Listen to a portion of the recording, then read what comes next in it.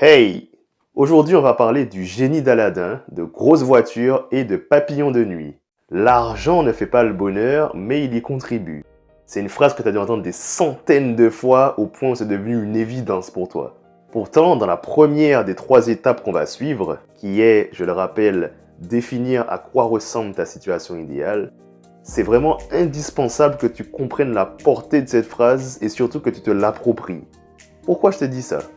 En général, quand je demande à mes coachés de me décrire leur situation idéale, une chose qui revient 9 fois sur 10, c'est Déjà, je gagne plus d'argent et je suis à l'aise financièrement. pour bien t'aider à comprendre la limite derrière cet objectif, on va imaginer une situation avec Aladdin et son ami le génie de la lampe. Aladdin tombe sur le génie qui lui dit « Je peux t'emmener n'importe où dans le monde. Où est-ce que tu as envie d'aller ?» Et Aladdin lui répond « Je sais pas, mais j'aimerais avoir une grosse voiture. Là, tu dois sûrement te dire, il n'est pas très futé ton Aladdin. Vu qu'il n'a pas de destination, tout ce qu'il va faire, c'est tourner en rond avec sa voiture, et quand il sera à court d'essence, il va rentrer chez lui.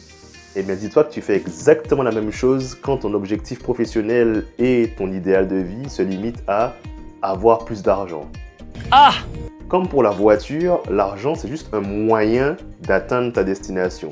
Mais quand, comme Aladdin, tu es concentré sur le moyen d'y arriver et pas sur la destination, non seulement tu n'arriveras nulle part, mais en plus tu risques de passer à côté de certaines opportunités qui auraient pu t'aider à arriver à ta destination.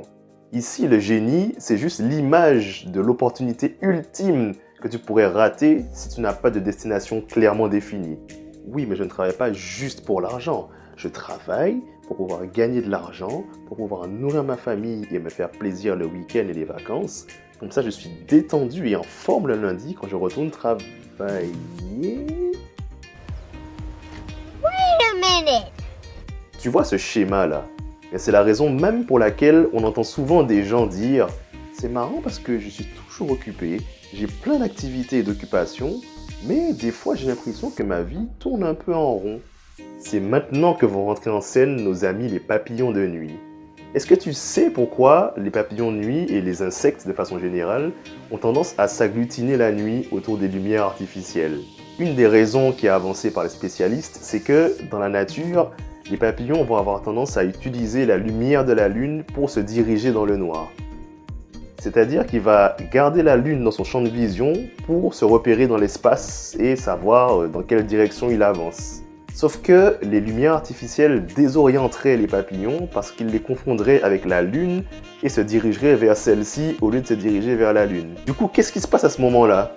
Une fois que le papillon va avoir atteint l'ampoule, il va se réorienter pour pouvoir avancer tout droit, et il va de nouveau l'atteindre, ainsi de suite, il va tourner autour jusqu'à mourir d'épuisement. Ça, tu vois, c'est ta situation quand tes objectifs sont fixés uniquement sur du court terme, comme gagner de l'argent, nourrir ta famille et te faire plaisir le week-end.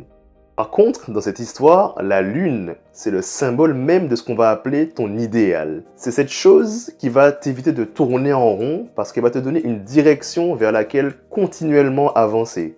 Parce que par définition, on n'atteint pas un idéal, on tend vers un idéal.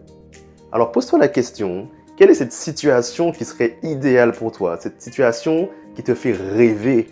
Pour te donner un exemple, je vais te partager mon cas personnel. Mon idéal, ce serait un monde où 7 milliards de personnes seraient épanouies dans leur vie au quotidien.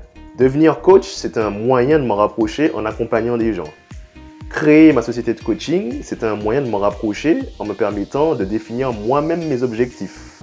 Partager mon expertise sur les réseaux, c'est un autre moyen, complémentaire au coaching, de toucher un maximum de personnes. Et gagner de l'argent et vivre du coaching, c'était aussi un moyen de me rapprocher de mon idéal en me permettant de subvenir à mes besoins, certes, mais aussi en me permettant d'allouer 100% de mon temps de travail vers mon objectif et de financer de nouveaux projets qui seront d'autres moyens encore d'atteindre mon objectif. Au final, commencer par définir ton idéal de vie, ça va avoir 2 avantages. Premièrement, ça va t'éviter d'avoir ce sentiment de tourner en rond dans ta vie parce que tu auras toujours une direction vers laquelle avancer. Et deuxièmement, vu que tu seras plus concentré juste sur le moyen d'y arriver, mais bien sur la destination, ça va t'offrir un point de vue global qui va te permettre de voir d'éventuelles autres opportunités ou d'autres moyens d'arriver à ta destination. Intéressant. Mais comment je fais quand j'ai vraiment la flemme? Ah, ça, ce sera le sujet d'une prochaine vidéo. Si ce qu'on a vu aujourd'hui t'a plu, abonne-toi pour ne pas rater la suite et n'hésite pas à partager à d'autres personnes qui pourraient en avoir besoin. Objectif, 7 milliards de vues. Allez, ciao!